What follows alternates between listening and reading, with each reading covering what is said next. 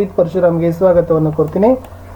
SSLC ವಾರ್ಷಿಕ ಪರೀಕ್ಷೆ 2023 3 April 2023ಕ್ಕಾಗಿ ಪರೀಕ್ಷೆ ನಡೀತಾ ಇದೆ. ಅದರಲ್ಲಿ 100% ಗೋಲ್ಡನ್ ಕ್ವಶನ್ಸ್ ಅಂತ ಪಾರ್ಟ್ 2 ಅಂತ ಈ ವಿಡಿಯೋದಲ್ಲಿ ನಾವು 2, 3, 4 ಮತ್ತು 5 ಅಂಕಕ್ಕೆ ಬರ್ತಕ್ಕಂಥ ಫಸ್ಟ್ 5 ಚಾಪ್ಟರ್ಗಳ ಕ್ವಶನ್ಸ್ಗಳನ್ನು ಮತ್ತು ಆನ್ಸರ್ಸ್ಗಳನ್ನು ಹಾಕ್ತಾ ಇದ್ದೀವಿ. ಇದೇ ಪ್ಯಾಟರ್ನಲ್ಲಿ ಕ್ವಶನ್ಸ್ಗಳು ಬರ್ತಾವೆ. ತಾವು ಆಲ್ರೆಡಿ ಪ್ರಿಪೇರ್ ಆಗಿದ್ದರೆ ದಯಮಾಡಿ ಒಂದ್ಸರಿ ಇದನ್ನು ಗ್ಲಾನ್ಸ್ ಮಾಡಿಕೊಡ್ರಿ, ನೋಡ್ಕೊಡ್ರಿ, ಮೆಲಕ್ಕೆ ಹಾಕ್ರಿ. ವ್ಯೂಸ್ಗಳನ್ನು ಕೊಡಬೇಕು. ಎಷ್ಟು ವ್ಯೂಸ್ ಬರ್ತದಲ್ಲ ಅಷ್ಟು ನೆಕ್ಸ್ಟ್ 5 ಪಾಠದ ಕ್ವಶನ್ಸ್ಗಳನ್ನು ಇದೇ ಥರ ಅಪ್ಲೋಡನ್ನು ಮಾಡ್ತೀನಿ. ನಿಮ್ಮ ಲೈಕ್, ನಿಮ್ಮ ಶೇರ್ ನಮಗೆ ಭಾಳಷ್ಟು ಮೋಸ್ಟ್ ಇಂಪಾರ್ಟೆಂಟ್. ಆಲ್ರೆಡಿ ಭಾಳಷ್ಟು ವಿಡಿಯೋಗಳನ್ನು ಹಾಕಿದ್ದೀವಿ. ಒಂದ್ಸರಿ ನಮ್ಮ ಯೂಟ್ಯೂಬ್ ಚಾನಲ್ನ ಪ್ಲೇಲಿಸ್ಟ್ಗೆ ಹೋಗಿ ಭೇಟಿ ಕೊಡಿ, ಅವುಗಳನ್ನು ನೋಡಿ ಅಂತ ಹೇಳ್ತಾ. ನೋಡಿ, ಒಂದು ಸರಣಿ ಕೊಟ್ಟಿದ್ದಾರೆ. ಆ ಸಮಾಂತರ ಶ್ರೇಣಿಯಲ್ಲಿ ಆರಂಭಿಸಿ 11ನೇ ಪದವನ್ನು ಕಂಡುಹಿಡಿತಕ್ಕಂಥದ್ದು. ಅಲ್ಲಿ ಯಾವ ಥರನಾಗಿ ವ್ಯತ್ಯಾಸಗಳನ್ನು ಬರಿಬೇಕು, ಆಮೇಲೆ ಸೂತ್ರ ಯಾವ ಥರ ಇದೆ, ಅದನ್ನು ಪರಿಹಾರ ಯಾವ ಥರ ಮಾಡ್ಕೊಳ್ಳೋದು ನೋಡ್ಕೊಡ್ರಿ. ಈ ಪ್ಯಾಟರ್ನ್ ಮೋಸ್ಟ್ ಇಂಪಾರ್ಟೆಂಟ್ ಇದೆ. ಎನ್ನೇ ಪದ ಕಂಡುಹಿಡಿತಕ್ಕಂಥದ್ದು ಇಲ್ಲಿಂದ ಕ್ವಶನ್ಸ್ಗಳು ಬರ್ತಾ ಇದ್ದಾವೆ. ಇನ್ನು ಎನ್ ಪದಗಳ ಮೊತ್ತ ಕಂಡುಹಿಡಿತಕ್ಕಂಥದ್ದನ್ನು ಕೂಡ ಕೇಳಿದ್ದಾರೆ. ಇಲ್ಲಿ ಸರಣಿ ಇದೆ, ಸಮಾಂತರ ಶ್ರೇಣಿ, ದತ್ತ ಹಾಕಬೇಕು. ಸೂತ್ರ ಇದು ಮೋಸ್ಟ್ ಇಂಪಾರ್ಟೆಂಟ್ ಇದೆ. ಆಮೇಲೆ ಅದನ್ನೆಲ್ಲ ದತ್ತಾಂಶಗಳಲ್ಲಿ ಹಾಕಿದರೆ ಅದನ್ನು ಉತ್ತರಗಳನ್ನು ಕಡಿತಕ್ಕದ್ದು. ಎನ್ ಪದಗಳ ಮೊತ್ತ ಕಂಡುಹಿಡಿತಕ್ಕಂಥ ಲೆಕ್ಕಗಳನ್ನು ಖಂಡಿತವಾಗಿ ರೂಢಿಸ್ಕೊಳ್ಳಿ. ಇಲ್ಲಿಂದ ಕ್ವಶನ್ಸ್ಗಳು ಬರ್ತಾನೆ ಇದ್ದಾವೆ. ಇನ್ನು ನೆಕ್ಸ್ಟ್ ಇಲ್ಲೊಂದು ಮೋಸ್ಟ್ ಇಂಪಾರ್ಟೆಂಟ್ ಇದೆ ನೋಡಿ. ಸಮಾಂತರ ಶ್ರೇಣಿಯ 1ನೇ ಪದ 38, 16ನೇ ಪದ 73, 31ನೇ ಪದಗಳನ್ನು ಕಂಡುಹಿಡಿಯಲಿಕ್ಕೆ ಹೇಳಿದ್ದಾರೆ. ಇದು ಕೂಡ 3 ಮಾರ್ಕ್ಸ್ಗೆ ಮೋಸ್ಟ್ ಅಂತ ಹೇಳಿದ್ದಾರೆ. ಇದು ಕೂಡ ಏನಾಗೋದಪ್ಪ ಅಂದ್ರೆ ರೂಢಿಸ್ಕೊಡ್ರಿ, ಚೆನ್ನಾಗಿ ನೋಡ್ರಿ, ಅದರದ್ದು ಒಂದು ರೀತಿಯಾಗಿರ್ತಕ್ಕಂಥ ಪ್ರಿಪ್ರೇಷನನ್ನು ಮಾಡಿಕೊಡ್ರಿ. ಇನ್ನು ನೆಕ್ಸ್ಟ್ 6ರಿಂದ ಭಾಗಿಸಲ್ಪಡುವ 40 ಧನ ಪೂರ್ಣಾಂಕಗಳ ಮೊತ್ತ ಕಂಡುಹಿಡಿಯಿರಿ. ವಿದ್ಯಾರ್ಥಿಗಳೇ, ಲೆಕ್ಕ ಇದೇ ಮಾದರಿಯಲ್ಲಿ ಬರ್ತಾವೆ. ತಾವು ಚೆನ್ನಾಗಿ ಪ್ರಿಪ್ರೇಷನನ್ನು ಮಾಡ್ಕೊಂಡು ಹೋಗಿ. ಓಕೆ, ಧನ ಪೂರ್ಣಾಂಕಗಳ ಮೊತ್ತವನ್ನು ಕಂಡುಹಿಡಿತಕ್ಕಂಥ ಸೂತ್ರಗಳನ್ನು ಯಾವ ಥರ ಇದೆ, ಉತ್ತರ ಎಷ್ಟು ಬಂದಿದೆ ನೋಡ್ಕೊಡ್ರಿ.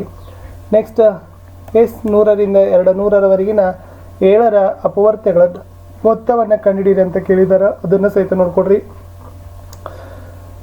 ದಯಮಾಡಿ ವಿಡಿಯೋವನ್ನು ಲೈಕ್, ಶೇರ್ ಹಾಗೂ ಸಬ್ಸ್ಕ್ರೈಬ್ ಮಾಡಲು ಮರೆಯದಿರಿ. ನೀವು ಫಸ್ಟ್ ಟೈಮ್ ವಾಚ್ ಮಾಡ್ತಿದ್ರೆ ಸಬ್ಸ್ಕ್ರೈಬ್ ಆಗಿ ಬೆಲ್ ಐಕಾನನ್ನು ಒತ್ತಿ ನಮ್ಮ ಟೆಲಿಗ್ರಾಮ್ ಗ್ರೂಪ್ಗೂ ಕೂಡ ಬಂದು ಜಾಯ್ನ್ ಆಗಿ.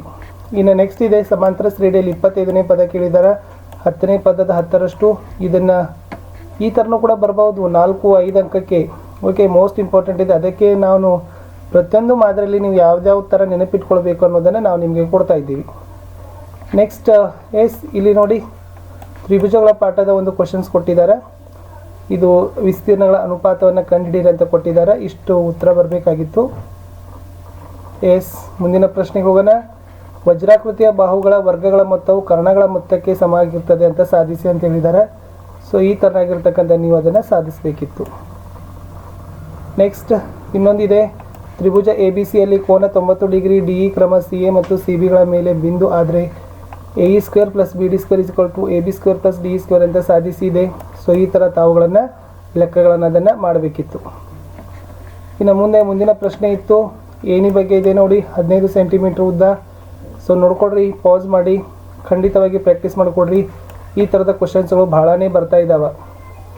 ನೆಕ್ಸ್ಟ್ ಥೇಲ್ಸನ ಪ್ರಮೇಯ ಬತ್ತು. ಅದನ್ನು ಮೂಲ ಸಮಾನುಪಾತತೆಯ ಪ್ರಮೇಯ ಅಂತಾರೆ. ಈ ಸಾಲುಗಳ ಸಹಿತ ಇಂಪಾರ್ಟೆಂಟ್ ಅದ.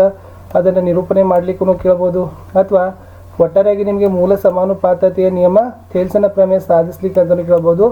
4 ಮಾರ್ಕ್ಸ್ ಅಥವಾ 5 ಮಾರ್ಕ್ಸ್ಗೂ ಕೂಡ ಇದು ಬರ್ಬೋದು. Most important. ಕೋಕೋ ನಿರ್ಧಾರಕ ಗುಣ ಇದೆ. ಇದು ಕೂಡ ಮೋಸ್ಟ್ ಇಂಪಾರ್ಟೆಂಟ್ ಇದೆ. ಮೂಲ ಸಮಾನುಪಾತತೆಯ ಸಮರೂಪ ತ್ರಿಭುಜಗಳ ಪ್ರಮೇಯ, ಪೈಥಾಗೋರಸ್ ಪ್ರಮೇಯ 3ರಲ್ಲಿ 1 ಅಂತೂ ಡೆಫಿನೆಟ್ ಆಗಿ ಬಂದೇ ಬರ್ತದೆ. ಬಟ್ ಯಾವ್ದು ಬರ್ತದೆ ಅಂತ ಹೇಳಿಕ್ಕೆ ಬರೋದಿಲ್ಲ. ಬರ್ತದೆ.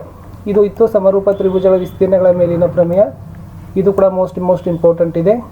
ಇಲ್ಲಿಗೆ ಇದು ಪ್ರಶ್ನೆ ಉತ್ತರ ಇತ್ತು. ಬಂತು ಪೈಥಾಗೋರಸ್ ಪ್ರಮೇಯ, ಮೋಸ್ಟ್ ಇಂಪಾರ್ಟೆಂಟ್.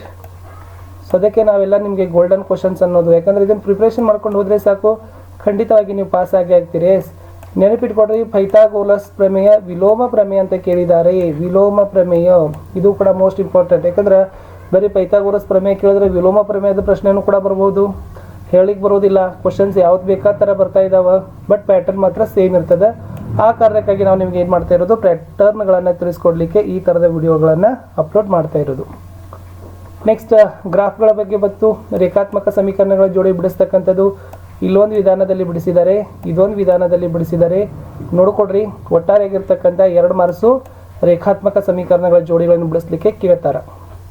ಇನ್ನು ಗ್ರಾಫು ಸಹಿತ ತಂದಿದ್ದೀವಿ, ಯಾವ ಥರನಾಗಿ ಗ್ರಾಫ್ಗಳನ್ನು ಬಿಡಿಸ್ಬೇಕು, ಕೊಟ್ಟ ಡಾಟಾ, ಪರಿಹಾರ. ಸೊ ಈ ಥರ ನೀವು ಟೇಬಲ್ ಹಾಕಬೇಕು, ಆಮೇಲೆ ಸ್ಕೇಲ್ ಹಾಕಬೇಕು, ಆಮೇಲೆ ಗ್ರಾಫ್ಗಳನ್ನು ಬಿಡಿಸ್ಬೇಕು. ಖಂಡಿತವಾಗಿ ನಿಮಗೆ 4 ಅಂಕಗಳನ್ನು ಏನು ಮಾಡ್ತಾರಪ್ಪ ಅಂದ್ರೆ ಡೆಫಿನೆಟಾಗಿ ಕೊಡ್ತಾರೆ. ಮೋಸ್ಟ್ ಇಂಪಾರ್ಟೆಂಟ್ ಅದ. ಈ ಕೆಳಗಡೆನ ಲೆಕ್ಕಗಳನ್ನು ಸ್ವಲ್ಪ ಪ್ರಾಕ್ಟೀಸ್ ಮಾಡ್ಕೊಂಡು ಹೋಗಿ, ಇವುಗಳು ಸಹಿತ ಮೋಸ್ಟ್ ಇಂಪಾರ್ಟೆಂಟ್ ಇದ್ದಾವೆ, ನಿಮಗೆ ಗೋಲ್ಡನ್ ಕ್ವಶನ್ಸೇ ಇದ್ದಾವೆ. ಬಂತು 4.1 ಮತ್ತು 4.2 ಎರಡು ಪ್ರಮೇಯಗಳು ಇಂಪಾರ್ಟೆಂಟ್ ಇದ್ದಾವೆ. ಅದರಲ್ಲಿ ಇದನ್ನು ಸ್ವಲ್ಪ ಹೆಚ್ಚು ನೋಡ್ಕೊಂಡು ಹೋಗಿ.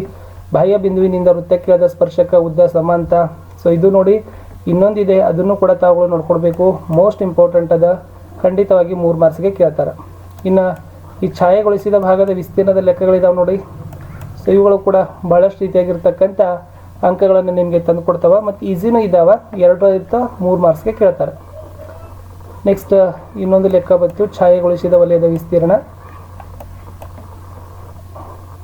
ಎಸ್. ನೆಕ್ಸ್ಟ್ ಇದು ಪ್ರಶ್ನೆ ಇದೆ, ಕಾರಿನ ಪ್ರತಿ ಚಕ್ರದ ವ್ಯಾಸ ಅಂತ. ಲೆಕ್ಕ ನೋಡ್ಕೊಡ್ರಿ, ಏನು ಸೊಲ್ಯೂಷನ್ಸ್ ಇದೆ ಅಂತ ನೋಡ್ಕೊಡ್ರಿ. ಎಸ್. ಇಷ್ಟಿತ್ತು ವಿದ್ಯಾರ್ಥಿಗಳೇ, ನಾನು ಈ ವಿಡಿಯೋದಲ್ಲಿ ಸುಮಾರು ನಿಮಗೆ ಒಂದು 15ರಿಂದ 20 ಪ್ರಶ್ನೆಗಳನ್ನು ನಾನು ಏನು ಮಾಡಿದ್ದೀನಿ ಕೊಟ್ಟಿದ್ದೀನಿ. ಖಂಡಿತವಾಗಿ ಪ್ಯಾಟರ್ನ್ ಸೇಮ್ ಇದೆ, ಪ್ಯಾಟರ್ನ್ಗಳ ಬಗ್ಗೆ ತಿಳ್ಕೊಳ್ರಿ. ಯಾಕಂದರೆ ಗೋಲ್ಡನ್ ಕ್ವಶನ್ಸ್ ಇದಾವೆ, ಇವು ಪ್ರಾಕ್ಟೀಸ್ ಮಾಡಿದರೆ ಇದೇ ಥರ ರಿಲೇಟೆಡ್ ಕ್ವಶನ್ಸ್ಗಳು ಎಕ್ಸಾಮಲ್ಲಿ ಬರ್ತಾವೆ. ಓಕೆ, ಸೊ ಆ ಕಾರಣಕ್ಕಾಗಿ ಈ ವಿಡಿಯೋವನ್ನು ನಾನು ನಮ್ಮ ಕನ್ನಡ ಮೀಡಿಯಮ್ದವ್ರಿಗಾಗಿ ಕೊಡ್ತಾ ಇದ್ದೀನಿ. ವಿಡಿಯೋವನ್ನು ಲೈಕ್ ಮಾಡಬೇಕು, ಶೇರ್ ಮಾಡಬೇಕು ಹಾಗೂ ಸಬ್ಸ್ಕ್ರೈಬ್ ಮಾಡಲು ಮರಿಬಾರ್ದು. ಸೊ ನಿಮ್ಮ ವ್ಯೂಸ್ಗಳು ಮತ್ತು ಲೈಕ್ಗಳು ಬಂದರೆ ಇವು 5 ಪಾಠದ ಕ್ವಶನ್ಸ್ಗಳನ್ನು ಹಾಕಿದ್ದೀನಿ. ಇನ್ನು ನೆಕ್ಸ್ಟ್ ನನಗೆ ನಿಮ್ಮ ವ್ಯೂಸ್ಗಳು ಬಂತಂದರೆ ಇನ್ನಷ್ಟು ಮತ್ತೆ 5 ಪಾಠಗಳದ ಇದೇ ಥರನಾಗಿರ್ತಕ್ಕಂಥ ಕ್ವಶನ್ಸ್ಗಳನ್ನು ಅಪ್ಲೋಡ್ ಮಾಡ್ತೀನಿ. ಬಟ್ ನನಗೆ ಮೋಸ್ಟ್ ಇಂಪಾರ್ಟೆಂಟ್ ಅಂದರೆ ನಿಮ್ಮ ಲೈಕ್ ಮತ್ತು ವ್ಯೂಗಳು. ಇನ್ನು ಯಾರೆಲ್ಲ ಚಾನಲನ್ನು ಸಬ್ಸ್ಕ್ರೈಬ್ ಮಾಡಿಲ್ಲಲ್ಲ, ಚಾನಲ್ಗೆ ಸಬ್ಸ್ಕ್ರೈಬ್ ಮಾಡಿ, ಬೆಲ್ ಐಕಾನನ್ನು ಅವಶ್ಯವಾಗಿ ಒತ್ತಿ. ಇದರಿಂದ ಮುಂಬರ್ತಕ್ಕಂಥ ವಿಡಿಯೋಗಳ ನೋಟಿಫಿಕೇಶನ್ ಕೂಡ ನಮಗೆ ಸಿಗ್ತದೆ. ಟೈಮ್ ವೇಸ್ಟ್ ಮಾಡ್ಕೊಳ್ಳಿಕ್ಕೆ ಹೋಗಬೇಡಿ, ಬೇಗ ಲೆಕ್ಕ ಬರ್ತಿದ್ರೆ ಇಟ್ಸ್ ಓಕೆ, ಬರದೇ ಇದ್ದರೆ ಅದನ್ನು ಸ್ವಲ್ಪ ಪ್ರಾಕ್ಟೀಸ್ ಮಾಡಿ ತಲೆ ಕೆಡಿಸ್ಕೊಳ್ಳಿಕ್ಕೆ ಪ್ರಯತ್ನ ಮಾಡಿ. ಔಟ್ ಆಗಬೇಕು. ಓಕೆ, ಟೈಮ್ಗಳನ್ನು ವೇಸ್ಟ್ ಮಾಡೋಕ್ಕೆ ಹೋಗಬೇಡಿ, ಚೆನ್ನಾಗಿ ಟೈಮ್ ಮ್ಯಾನೇಜ್ಮೆಂಟ್ ಮಾಡಬೇಕು. ನಿಮ್ಮ ಮೇಲೆ ಸ್ಟ್ರೆಂತ್ ಮೇಲೆ ಓನ್ ಕಾನ್ಫಿಡೆಂಟ್ಗಳನ್ನು ಇಟ್ಕೊಡ್ರಿ, ಚೆನ್ನಾಗಿ ಓದಬೇಕು ಅನ್ನೋದೇ ಈ ವಿಡಿಯೋದ ಮೂಲಕ ನಾನು ನಿಮಗೆ ಹೇಳ್ತಾ ಇದ್ದೀನಿ. ಎಕ್ಸಾಮ್ ಚೆನ್ನಾಗಿ ಆಗ್ತದೆ, don't worry.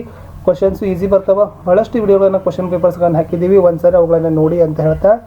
So any doubts ಇತ್ತಂದರೆ ನಮ್ಮ ವೋಟ್ ಪೋಲನ್ನು ಸ್ಟಾರ್ಟ್ ಮಾಡಿದ್ದೀವಿ ಕಮ್ಯುನಿಟಿ ಟ್ಯಾಬ್ಗಳಲ್ಲಿ.